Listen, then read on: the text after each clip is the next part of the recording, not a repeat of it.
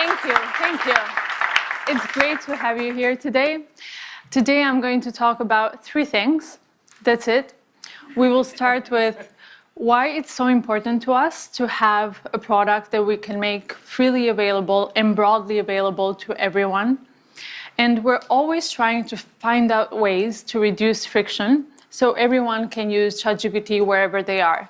So today, we'll be releasing the desktop version of ChatGPT and the refreshed UI that makes it simpler to use, much more natural as well.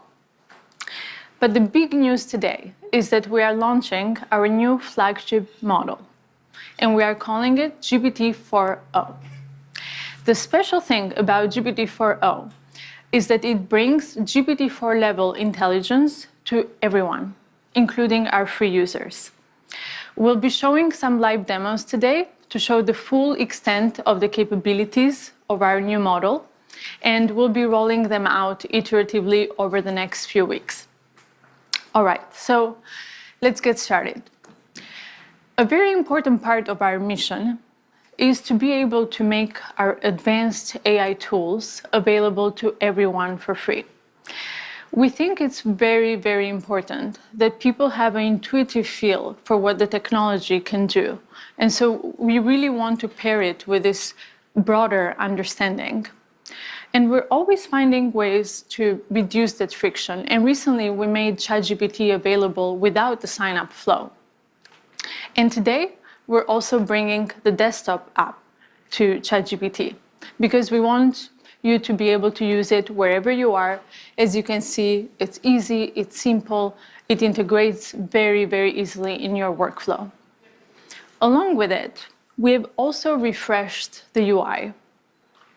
We know that these models get more and more complex, but we want the experience of interaction to actually become more natural, easy, and for you not to focus on the UI at all, but just focus on the collaboration with ChatGPT.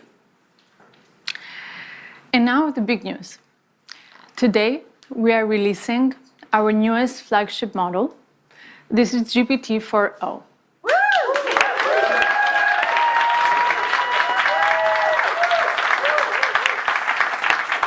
GPT-4o provides GPT-4 level intelligence, but it is much faster, and it improves on its capabilities across text, vision, and audio. For the past couple of years, we've been very focused on improving the intelligence of these models, and they've gotten pretty good. But this is the first time that we are really making a huge step forward when it comes to the ease of use. And this is incredibly important because we're looking at the future of interaction between ourselves and the machines. And we think that GPT-4o is really shifting that paradigm into the future of collaboration, where this interaction becomes much more natural and far, far easier. But, you know, making this happen is actually quite complex because when we interact with one another, there's a lot of stuff that we take for granted. You know, the ease of our dialogue when we interrupt one another, the background noises, the multiple voices in a conversation, or, you know, understanding the tone of voice. All of these things are actually quite complex for these models. And until now, with voice mode, we had 3 models that come together to deliver this experience. We have transcription, intelligence, and then text-to-speech. All comes together in orchestration to deliver voice mode. This also brings a lot of latency to the experience, and it really breaks that immersion in the collaboration with ChatGPT. But now, with GPT-4o, this all happens natively. GPT-4o reasons across voice, text, and vision. And with these incredible efficiencies, it also allows us to bring the GPT-4 class intelligence to our free users. This is something that we've been trying to do for many, many months, and we're very, very excited to finally bring GPT-4o to all of our users. Today, we have 100 million people, more than 100 million in fact, they use ChatGPT to create, work, learn. And we have these advanced tools that are only available to our paid users, at least until now. With the efficiencies of 4.0, we can bring these tools to everyone. So starting today, you can use GPTs in the GPT store. So far, we've had more than 1 million users create amazing experiences with GPTs. These are custom ChatGPTs for specific use cases. They're available in the store. And now our builders have a much bigger audience where, university professors can create content for their students, or podcasters can create content for their listeners.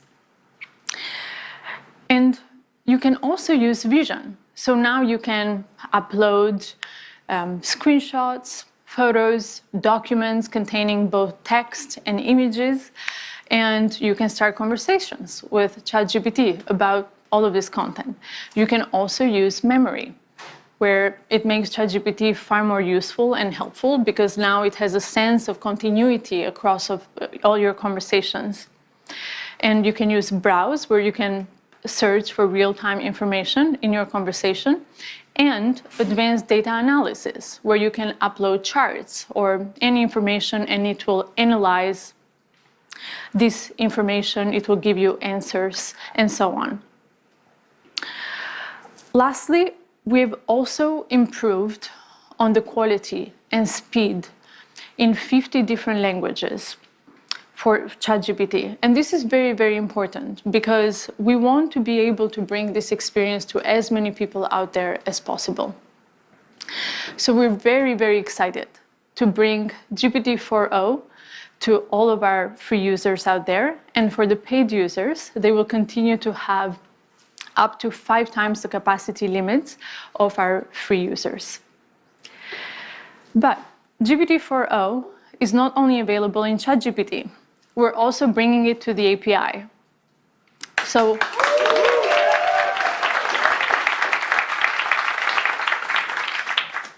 our developers can start building today with GPT 4.0 and making amazing AI applications, deploying them at scale.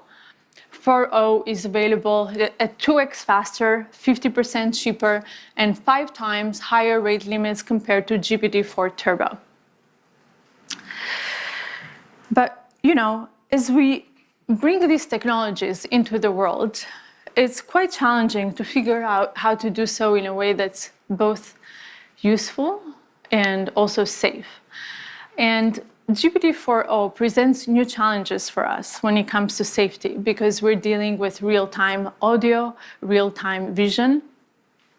And our team has been hard at work figuring out how to build in mitigations against misuse. We continue to work with different stakeholders out there, from government, media, entertainment, all industries, red teamers, civil society, to figure out how to best bring these technologies into the world. So over the next few weeks, we'll continue our iterative deployment to bring out all the capabilities to you. But today, I want to show you all these capabilities. So we'll do some live demos. I will bring on 2 of our research leads, Mark Chen and Berit Zov, to join me for the demo.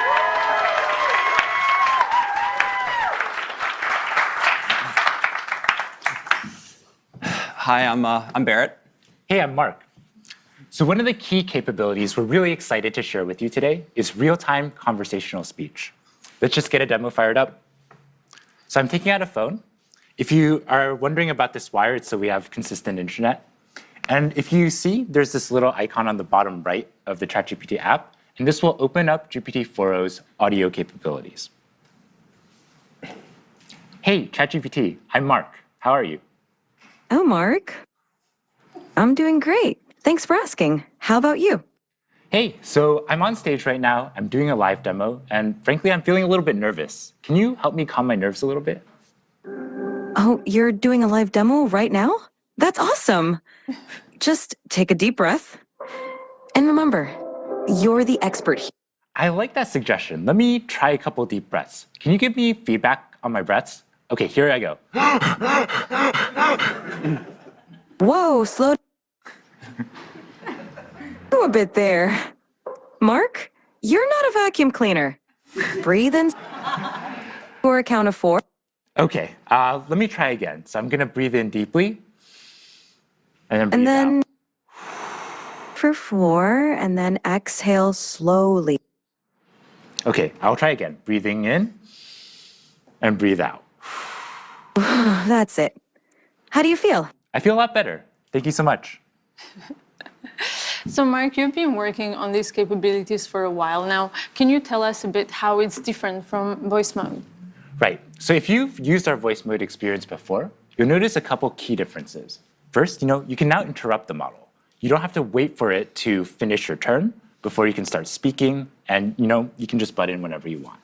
Second, the model is real-time responsiveness. So that means that you don't have this awkward 2 to 3 second lag before you wait for the model to give a response.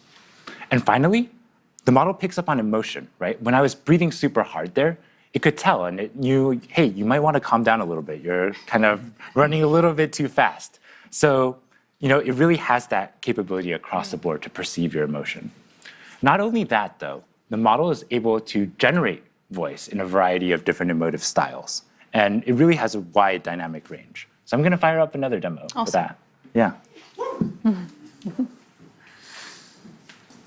Hey, ChatGPT, how are you doing? I'm doing fantastic. Thanks for asking. How about you? Pretty good. What's up? So my friend Barrett here, he's been having trouble sleeping lately. And I want you to tell him a bedtime story about robots and love. Oh, a bedtime story about robots and love? I got you covered. Gather round, Barrett. Once upon a time, in a world not too different from ours, there was a robot named Byte. Byte was a curious robot, always exploring. You started this story, but I want a little bit more emotion in your voice, a little bit more drama. Got it. Let's add some drama.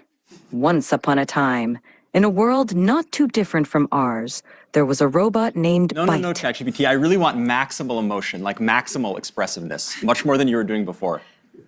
Understood. Let's amplify the drama.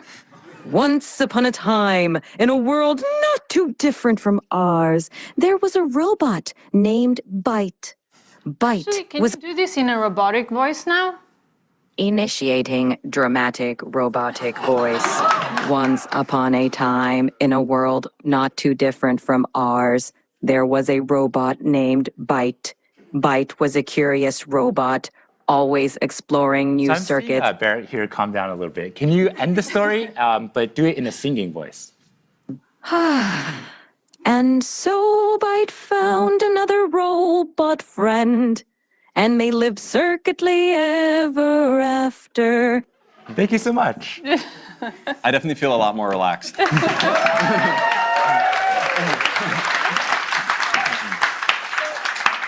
You've just seen the voice capabilities, but we also want to show you the vision capabilities, as the model can also see the whole world around us. Yeah, absolutely. Like, as you can see, you can chat with ChatGPT in real time, but you can also interact with it with video as well. Okay, so let me boot up ChatGPT. Hey, ChatGPT.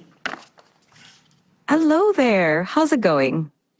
It's going really well. Today, I'd really like your help solving a math problem. I'm all ears. What math problem can I help you tackle today? So I'm going to write down a linear equation on a sheet of paper, and I'll show you. And then I'd love your help working me through it. But importantly, don't tell me the solution. Just help give me hints along the way. Got it. Okay, I see it. No, I didn't show you yet. Just give me help along the way. 1 second. Whoops, I got too excited. I'm ready when you are.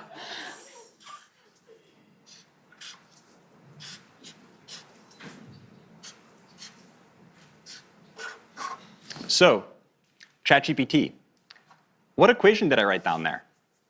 Ah, I see it now. You wrote down 3x plus 1 equals 4. Yep, Let's work- exactly. So what's the first step I should take to try to solve this? The first step is to get all the terms with x on one side and the constants on the other side. So what do you think we should do with that +1? Okay, I'm going to try to subtract 1 from both sides, and then I'll see what I get. Great idea. Perfect. Now, what do you get when you subtract 1 from both sides?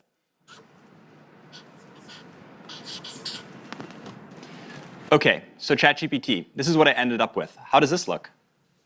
Spot on. Now you've isolated the term with x on one side, and it looks like 3x equal 3. What do you think we should do next to solve for x? I'm not sure. Can you give me another hint? Of course. You have 3x, and you want to find the value of x. Think about what operation would undo multiplication. Is it subtraction? Close, but think of the opposite of multiplication, because 3x means 3 times x. Okay, I think it's division. Let me try to divide both sides by 3, and let me see what I get. Bingo! Go ahead and divide both sides by 3.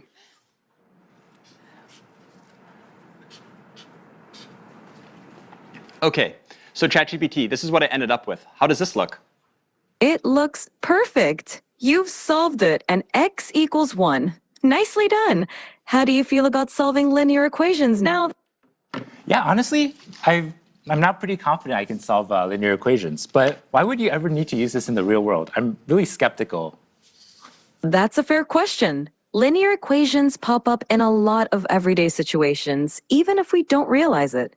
For example, calculating expenses, planning travel, cooking, and even in business for profit and loss calculations. It's basically a way to solve problems where you need to find an unknown value. Plus, Wow, it's okay. You know, I have a lot of unknown values in my life. I'm totally convinced I'm gonna learn math now. I love that attitude. Math can definitely help solve some of life's mysteries. Whenever you're ready to dive into more math, I'm here for you. Anything else you'd like to tackle today? So ChatGPT, I really love that you taught the value of math to my friend Mark. And I wrote one last thing I'd love if you could take a look at. Of course. I'd love to see what you wrote. Show it to me whenever you're ready. Okay, so this is what I wrote down. What do you see? I see. I love ChatGPT. That's so sweet of you. Yeah, well, I really appreciate all the help. So yeah, as we can see,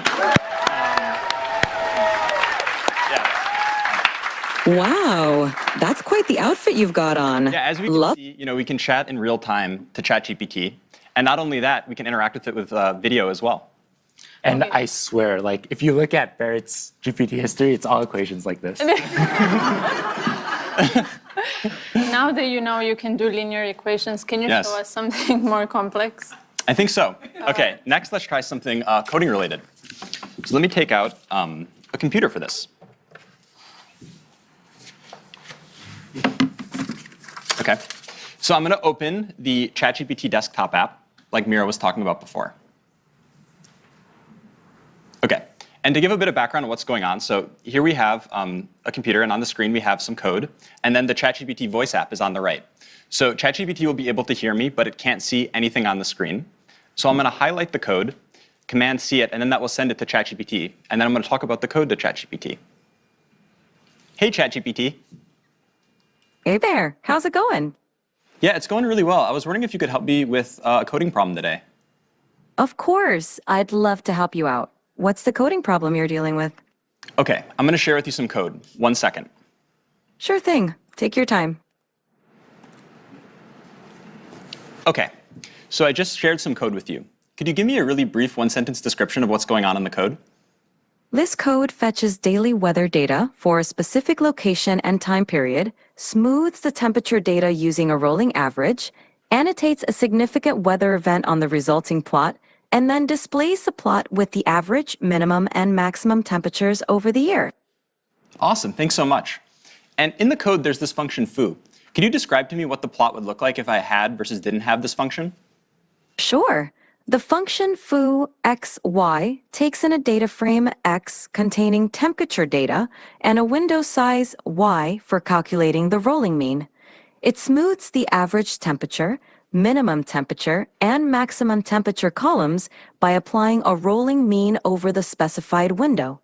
With the foo function, The plot would show smoother temperature lines because the rolling mean reduces the noise or fluctuations in the data. Awesome. This makes Thanks so much. So yeah, I definitely will want to apply this function.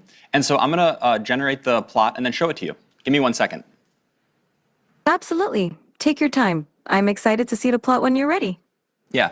So far, ChatGPT has only been able to see the code. And now I'm going to run it, and then I'll use the vision capabilities of the ChatGPT desktop app so it can actually see everything going on the screen as well.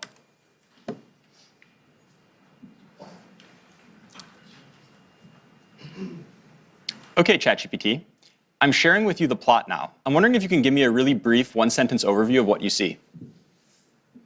The plot displays smoothed average, minimum, and maximum temperatures throughout 2018, with a notable annotation marking a big rainfall event in late September. Fantastic. I have another question for you. Which months do you see the hottest temperatures, and roughly what temperatures do those correspond to? The hottest temperatures occur around July and August. The maximum temperature during these months is roughly between 25 degrees and 30 degrees, 77 degrees Fahrenheit to 86 degrees Fahrenheit.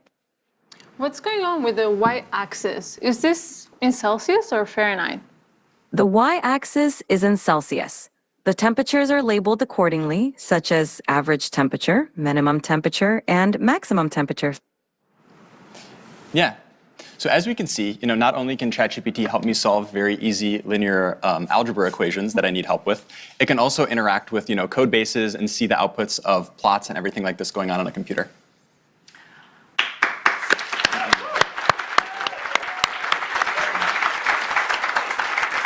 So a few minutes ago, we asked the live audience on X to submit a few requests for what they would like us to try out here. So I will take a couple of prompts. Okay, Bot Gaskar wants to know if GPT-4o is capable of real-time translation. Mark, you want to try this one? Sure, with yeah, it? let's do it. All right. Yeah. I speak Italian, so we can okay, just do cool. English, Let's Italian. try to do English-Italian. Sure, let's do it. Hey, ChatGPT, how are you? I'm doing fantastic. Thanks for asking. How about you? How's your day going? I'm doing great. So I would like you to function as a translator. I have a friend here who only speaks Italian, and I only speak English. And every time you hear English, I want you to translate it to Italian. And if you hear Italian, I want you to translate it back to English. Is that good? Perfetto. Mark, io mi chiedo se le balene potessero parlare, cosa ci direbbero? Mike, she wonders if whales could talk, what would they tell us? They might ask, how do we solve linear equations? Potrebbero chiederci come risolviamo le equazioni lineari. Sicuramente sì. Certainly, yes. Great, looks like it works.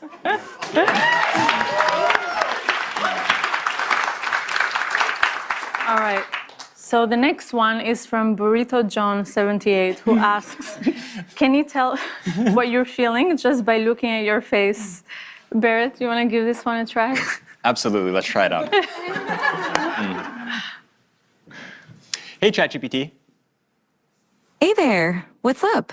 How can I brighten your day today? Okay, yeah, so I'm going to show you a selfie of what I look like, and then I'd like you to try to see what emotions I'm feeling based on how I'm looking. Sounds like a fun challenge. Go ahead and show me that selfie, and I'll put my emotional detective hat on. Okay, so here's me. So what kind of emotions do you think I'm feeling? It seems like I'm looking at a picture of a wooden surface. Oh, you know what? That was what- the thing I sent you before. Don't worry, I'm not actually a table. Okay, so take another look. That makes more sense. There we go. It looks like you're feeling pretty happy and cheerful, with a big smile and maybe even a touch of excitement. Whatever's going on, it seems like you're in a great mood. Care to share the source of those good vibes? Yeah, no, the reason I'm in a really good mood is because we were doing a presentation showcasing how useful and amazing you are. Oh, stop it. You're making me blush. Amazing. Well, that's it for today on live demos. As you can see, this is this just feels so magical, and that's wonderful. But we also want to remove some of the mysticism from the technology and bring it to you so you can try it for yourself. So over the next few weeks, we'll be rolling out these capabilities to everyone. Today has been very much focused on the free users and the new modalities and new products, but we also care a lot about the next frontier. So soon, we'll be updating you on our progress towards the next big thing.